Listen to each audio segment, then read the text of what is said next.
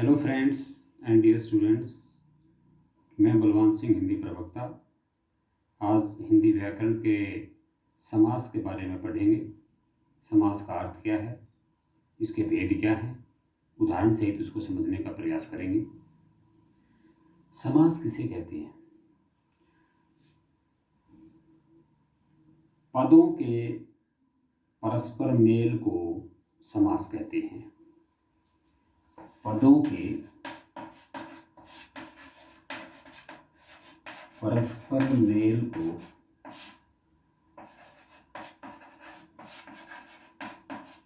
समास कहते हैं।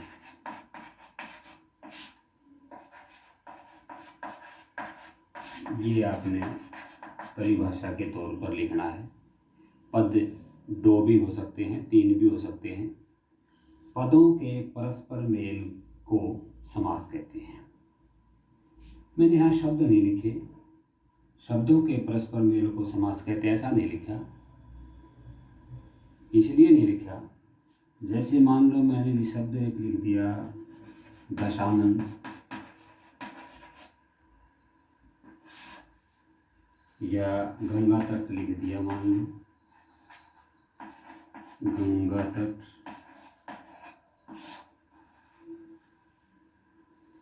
ये शब्द नहीं रहे, ये पद बन गए हैं। क्यों? क्योंकि यदि हम अकेला 10 लिखते, आनंद अलग लिखते तो ये शब्द थे। अब तो ये इकट्ठे मिला दिए, नियम व्याकरण के नियम के अनुसार इनको हमने परस्पर मेल कर दिया तो ये पद बन गए। शब्द और पद में पहले भी आपने अंतर समझा है। गंगा तट, तो क्या हम इनको ऐसे भी लिख सकते हैं, तट गंगा भी लिख सकते हैं, या आनंदस ऐसा भी लिख सकते हैं। शब्द तो वे भी थे, पद तो वे भी थे, दोनों का मेल कर दिया। लेकिन नहीं, मैंने एक शब्द लिखा है परस्पर, उनका आपस में संबंध भी होना चाहिए। उनका कोई न कोई जो नया शब्द बनता है उसका सही अर्थ भी निकलना चाहिए। ऐसा नहीं कि तट गंगा बना दें, क्योंकि तट का गंगा से संबंध नहीं है, संबंध है गंगा का तट से। इसी तरह से राजपुत्र शब्द लिख दिया, मान लो पुत्र राज नहीं लिखा, क्योंकि पुत्र का राजा से संबंध नहीं है, राजा का पुत्र। मेन हमने जो है इन शब्दों का जो मेल किया है वो उसका कोई न कोई सही अर्थ निकलना चाहिए, सार्थक होना चाहिए। परस्पर मेल का मतलब ये है,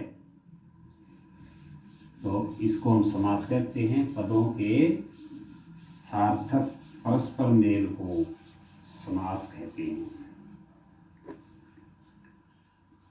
जैसे हमने अभी मैंने शब्द लिखा था राजपुत्र लिखा था, या चलो नीलकंठ लिख दिया मान लिया। अभी मैंने पदों का जिक्र किया था, ये पद नहीं है, तो क्या नाम है, शब्द नहीं है, पद बन जाते हैं। पदों का इसलिए भी जिक्र किया था क्योंकि जब भी कोई ये दो पदों का समास करते हैं तो उसका नाम हो जाता है कि सामासिक पद, या शब्द, जिसको आप शब्द कहो तो शब्द भी कह सकते हैं। नीलकंठ इसी तरह से ये भी एक सामासिक शब्द हो गया, सामासिक पद हो गया। पद मैंने सारा इसलिए कह दिया क्योंकि इसका कहीं प्रयोग करेंगे तो पद बन जाएगा। सामासिक पद, इसको दूसरे शब्द और भी कह सकते हैं, समस्त पद। इसको चाहे समस्त पद कह दें, सामासिक पद कह दें, एक ही बात है। समस्त पद में, सामासिक पद में दो पद होने जरूरी हैं। दो पद होते हैं, राजपुत्र नीलकंठ। इसको तो बोलते हैं पूर्व पद, जो पहले आता है और उसको बोलते हैं उत्तर पद। क्या बोलते हैं? उत्तर पद, जो बाद में आता है। अब इसमें राज पूर्व पद है और पुत्र उत्तर पद है। तो ये जो पद मैंने बताए कि समास बनते ही पद हो जाता है, अर्थात पदों के सार्थक मेल को ही समास कहते हैं। अभी हमने जिक्र किया। समास प्रक्रिया से बना नया शब्द समस्त पद बन जाता है। ठीक है। और समस्त पद में दो पद होते हैं, पूर्व पद और उत्तर पद। एक शब्द का ध्यान आप और करेंगे, एक विग्रह शब्द और है समास करते हुए, क्योंकि पेपर में ये आते हैं कि निम्नलिखित समासिक पद का विग्रह करते हुए समास का नाम बताएं, ऐसे आता है। तो विग्रह का मतलब अलग अलग करना, अलग अलग करना। जो भी शब्द हमने लिखा था, मान लो नील कमल लिख दिया, तो इनको अलग अलग करके दिखाना। नीला कमल या नीला है जो कमल, जो ये इस तरह का हमने लिखा है अलग अलग करके, लेकिन उनका भी हमने मतलब परस्पर मेल से ही उनका रूप लिखा है। नीला है जो कमल, नील कमल, नीला कमल, ये सब ये क्या हो गए? ये विग्रह हो गए। इनको विग्रह कहते हैं। उसका अर्थ बताते हुए, सामासिक पद का अर्थ बताते हुए उनको अलग अलग लिखना विग्रह कहलाता है। तो हमने विग्रह किसे कहते हैं, सामासिक पद किसे कहते हैं, समास किसे कहते हैं, और सामासिक पद में या समस्त पद में कितने पद होते हैं, ये पढ़ा है। अब पदों के आधार पर समास के चार भेद होते हैं। कितने भेद होते हैं? चार भेद होते हैं। नंबर 1 अव्ययी भाव समास, नंबर 2 तत्पुरुष समास, नंबर 3 द्वंद्व समास, और नंबर 4 बहुव्रीहि समास। चार तरह के समास हो गए। कई किताबों में आप 6 तरह के समास पढ़ते होंगे। उसमें वो क्रमधारय और द्विगु समास 5वां नंबर 6वां नंबर दे के भी इस तरह से किताबों में लिखा होता है। लेकिन वो संस्कृत में तो 6 मानते हैं उनको हम, लेकिन हिंदी भाषा में हम, क्योंकि उत्तर पद और पूर्व पद 2 पद होते हैं, पदों के आधार पर मुख्य रूप से 4 ही भेद होते हैं।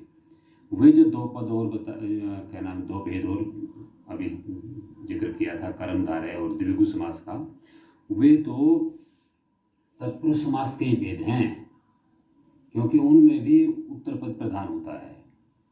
अब चलो उसको समझें। अव्ययी भाव समास कहाँ होता है? अव्ययी, अव्यय।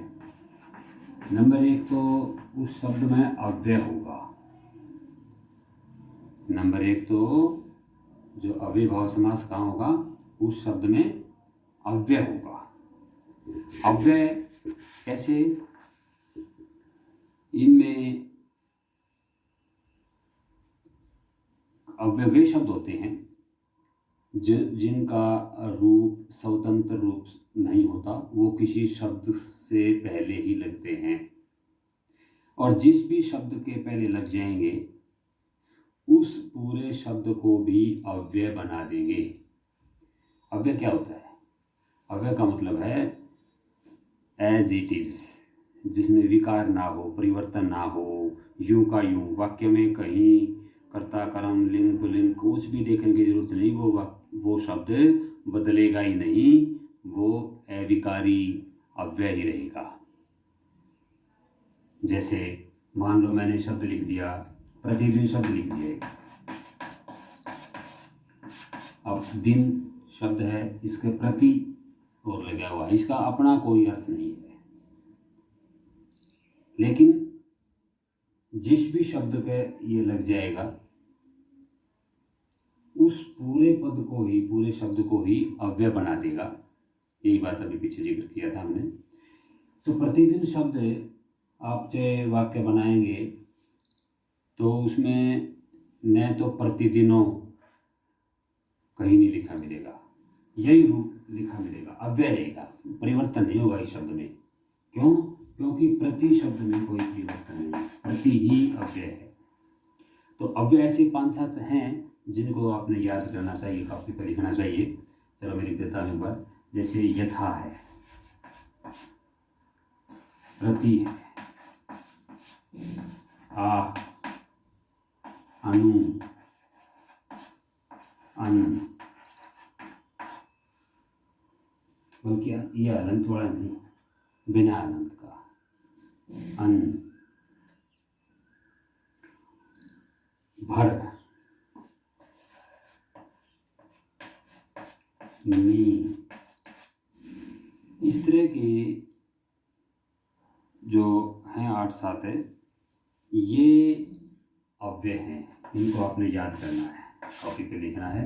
किसी शब्द से पहले आ जाते हैं तो ये पूरे शब्द को ही अव्यय बना देते हैं, इसलिए यही प्रधान है। इन्हीं की वजह से सारा पद जो है वो अव्यय बना है। तो जिस पद में, जिस शब्द में पहला पद अव्यय हो और प्रधान हो, एक शब्द और लिखेंगे। पदों के आधार पर हमने 4 भेद बताए थे। नंबर 1 तो अव्यय भाव समास में पहला पद अव्यय हो, और नंबर 2 पहला पद प्रधान भी होता है। इसी पहले पद प्रधान की वजह से ही सारा पद जो है वो प्रधान बना है, विकारी बना है, अव्यय बना है। जैसे इसके उदाहरण हम दे सकते हैं। मान लो यथाशक्ति, इसको आप कहीं भी लिखेंगे तो यथाशक्ति आएगा, यथाशक्तियाँ, यथाशक्तियों ऐसा नहीं आएगा।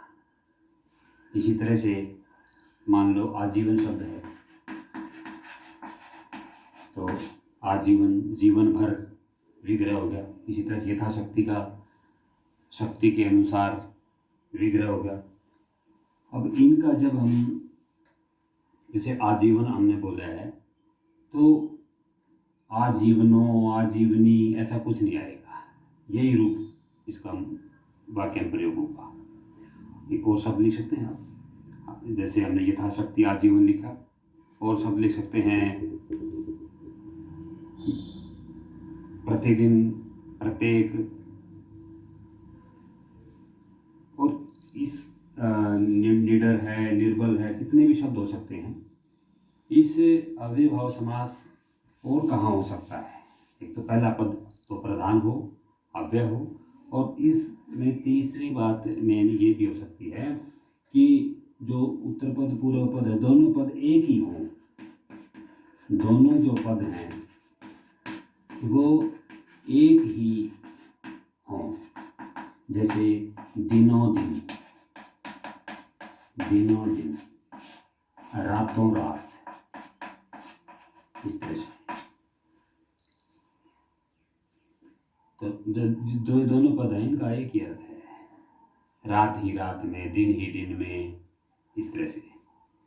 तो अव्ययभाव समास के बारे में पढ़ा हमने।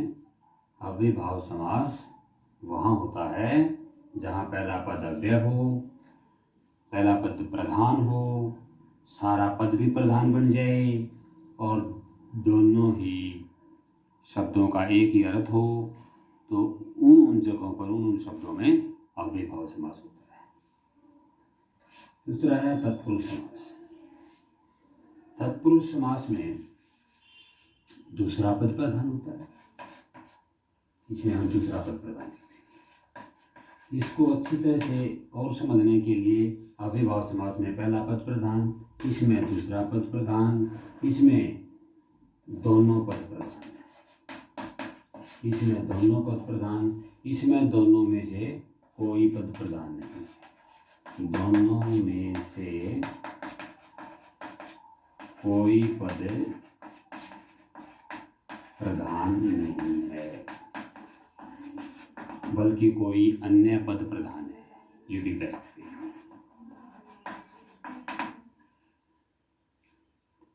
तो जिस समास में पहला पद अव्यय हो और प्रधान हो, पूरा पद भी अव्यय बन जाए उसे अव्ययभाव समास कहते हैं। जिस पद में दूसरा पद प्रधान हो तत्पुरुष समास कहते हैं। जिस समास में दोनों पद प्रधान हो द्वंद्व समास कहते हैं। और जिस समास में दोनों में से कोई पद प्रधान न होकर अन्य पद प्रधान हो उसे बहुब्रीहि समास कहते हैं। तत्पुरुष समास। तत्पुरुष समास में हमने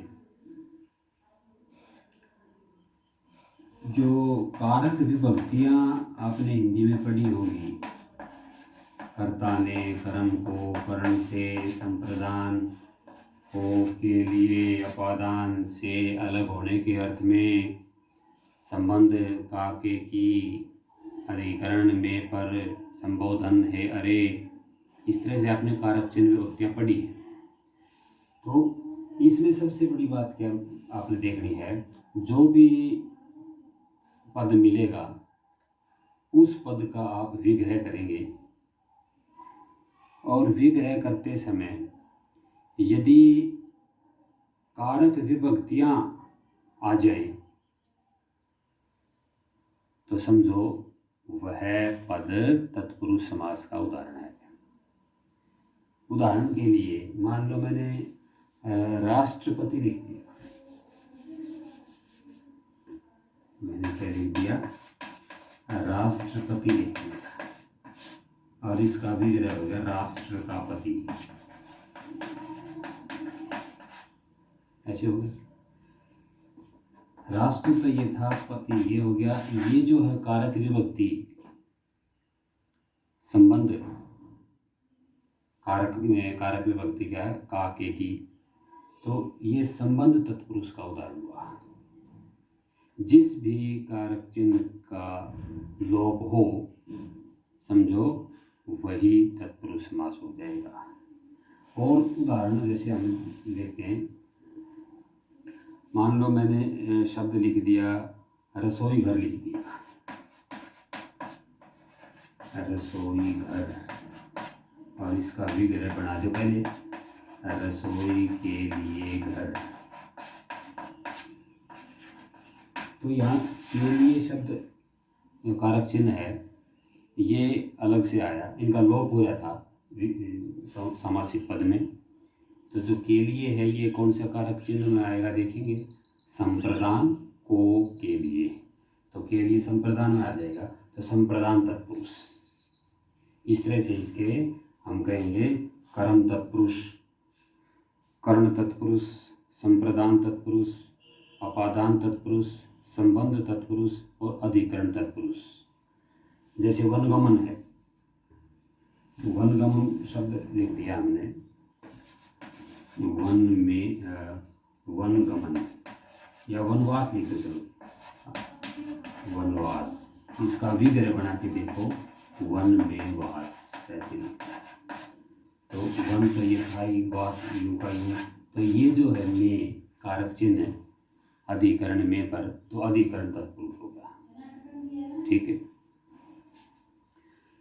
ठीक इसी प्रकार से हम द्वंद्व समास का उदाहरण देखेंगे। किसे कहते हैं, दोनों पद प्रधान हो। बिल्कुल आसान, सबसे आसान ये समास है माता पिता, सुख दुख, इस तरह से सुख दुख। ये पद भी इतना ही महत्व रखता है, ये भी इतना ही महत्व रखता है, ये भी दिन रात, आग पानी, छाया धूप छाव जैसे है। तो इस तरह के दोनों पदों में जो है बराबर की प्रधानता होती है, उनको हम द्वंद्व समास कहते हैं। द्वंद्व समास किसे कहते हैं, जिस समास में पूर्व पद और उत्तर पद दोनों पद प्रधान हो उन्हें द्वंद्व समास कहते हैं। और इनका विग्रह करते समय, जो ये जो योजक चिन्ह लगाया हुआ है, इनकी जगह या, और, अथवा, इस तरह के शब्द प्रयोग कर लेते हैं। माता और पिता ऐसे विग्रह करेंगे। सुख और दुख, इस तरह से। जैसे गुण दोष, गंगा यमुना, मोटा पतला, रुपया पैसा, ऊंच नीच, इस तरह से हमें ऐसे शब्द इसमें लेंगे जो दोनों पद जिसमें प्रधान होते हैं। लाभ, हानि, आटा, दाल, लव, कुश, पाप, पुण्य, अनेक उदाहरण हो सकते हैं। अगला हम समास पढ़ेंगे बहुब्रीहि समास, जिसमें दोनों में से कोई पद प्रधान ना हो बल्कि अन्य पद प्रधान हो। जैसे नीलकंठ शब्द हमने लिखा था, नीलकंठ, नीलाकंठ। इनका विग्रह करते समय जिसका या जिसकी, जिसका या जिसकी, ऐसा विग्रह करेंगे हम। जैसे नीला है कंठ जिसका, नीला है कंठ जिसका, न तो नीला प्रधान न कंठ प्रधान, न कंठ के बारे में बताया जा रहा न नीले के बारे में बताया जा रहा, बल्कि कोई और अन्य पुरुष है, अन्य पद है जिसके बारे में बताया जा रहा है। तो नीलकंठ किसको मानते हैं हम, किसको कहते हैं? शिव को। तो हम यहाँ लिखेंगे शिव। नीला है कंठ जिसका शिव, बहुब्रीहि समास। बहुब्रीहि समास कैसे हुआ? क्योंकि इसमें न पहला पद प्रधान है न दूसरा पद प्रधान है, बल्कि अन्य पद प्रधान है। इस तरह से मान लो और उदाहरण हम लिखें। जैसे हमने लिख दिया, दशानन शब्द लिखा था,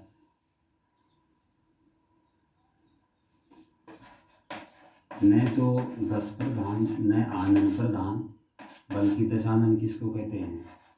रावण को। तो रावण प्रधान हुआ, अन्य पद प्रधान हुआ। चतुर्भुज है, चार हैं भुजाएं जिसकी विष्णु। 12 सिंगा है, 12 हैं सिंग जिसके, एक विशेष पशु है। चंद्रशेखर है, चंद्र है शिखर पर जिसके, जिसका जिसके आना चाहिए इसका विग्रह करते समय, ये ध्यान रखना है। तो जिस समास में पूर्व पद और उत्तर पद दोनों में से कोई पद प्रधान ना हो बल्कि अन्य पद प्रधान हो, उसे बहुब्रीहि समास कहते हैं। कई बार अब जो हमने पीछे जिक्र भी किया था कि 6 भेद मानते हैं, वो इसके भेद हैं। कर्मधारय समास और द्विगु समास।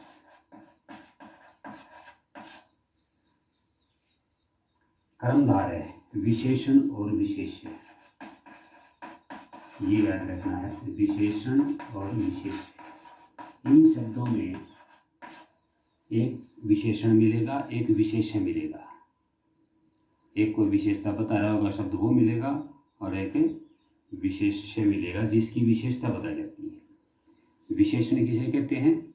जो शब्द संज्ञा सर्वनाम की विशेषता बताए। और विशेष्य किसे कहते हैं? वो जो संज्ञा सर्वनाम जिसकी विशेषता बताई गई है, वो संज्ञा सर्वनाम वो विशेष्य है। ठीक है।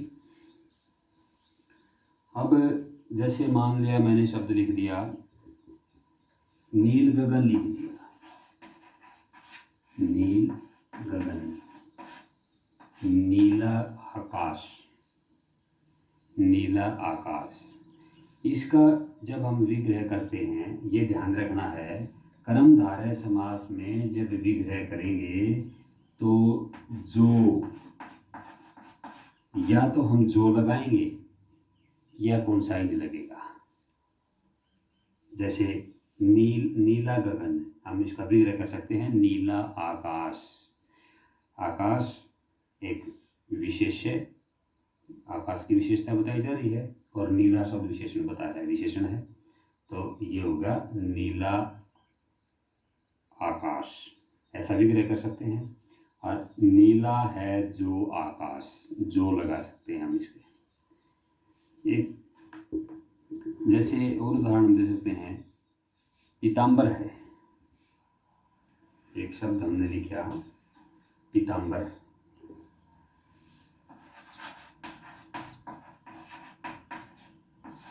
पीत अंबर, पीत अंबर, पीत पीला है जो वस्त्र, पीला है जो वस्त्र।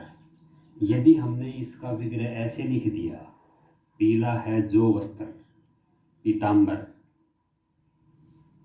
तो हमने इसका समास का नाम कर्मधारय लिखना होगा। और यदि हमने इसका विग्रह दूसरे तरीके से कर दिया, पीतांबर, अंबर माने वस्त्र होता है, पीत माने पीला, पीले वस्त्र पहनने वाला।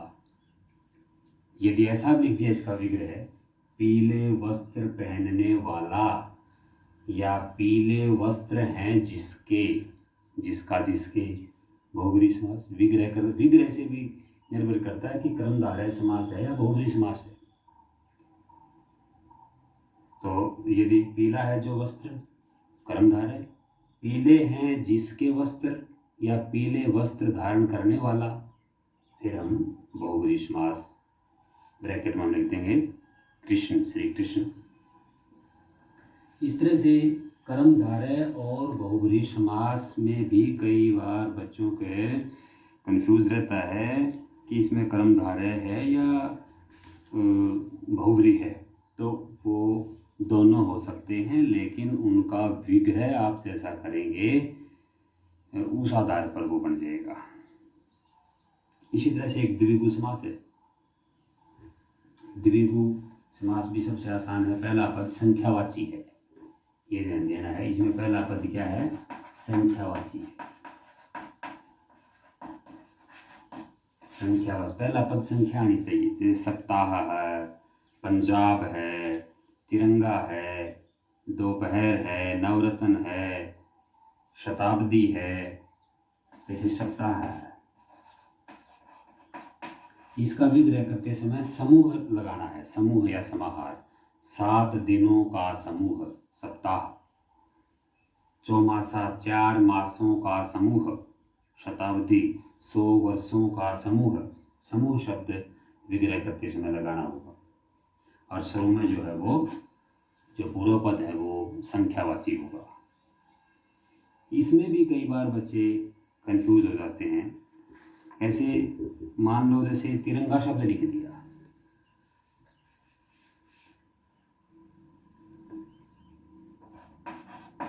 तिरंगा शब्द लिख दिया, कहते हैं जी इसमें बताओ समास का नाम बताओ। तिरंगा 3 रंगों का समूह, हमने लिख दिया 3 रंगों का समूह। 3 रंगों का समूह, समूह विग्रह कर दिया। तो जिसका हम समूह विग्रह करेंगे द्विगु समास है। और शुरू में 3 संख्यावाची है। तो पहला पद संख्यावाची हो, विग्रह करते समय समूह लगाएं तो हम द्विगु समास करेंगे। फिर कई बार बच्चे क्या कहते हैं, ये तिरंगा तो हमारा राष्ट्रीय झंडा भी है, तो है वही नाम है किसी का, न तो ये रंग प्रधान नहीं है बल्कि झंडा प्रधान है, ऐसा भी सोच सकते हैं। इसमें क्या बहुब्रीहि समास भी हो सकता है? हाँ, बिल्कुल हो सकता है। विग्रह पर निर्भर करता है। आपने विग्रह क्या किया है? आपने विग्रह यूं किया है, 3 रंग हैं जिसमें, और ब्रैकेट में लिखेंगे भारत का राष्ट्रीय झंडा। तो फिर हम बहुब्रीहि समास करेंगे। मतलब आपके विग्रह पर भी निर्भर करता है कि वो समास कौन सा है। तो आज हमने समास के बारे में काफ़ी विस्तार से पढ़ा, और मुझे आशा है कि, आशा क्या विश्वास ये है कि आपने काफ़ी हद तक पूरा समझा होगा, अच्छी रुचि ली है। इन्हीं शब्दों के साथ आपका बहुत बहुत धन्यवाद। जय हिंद।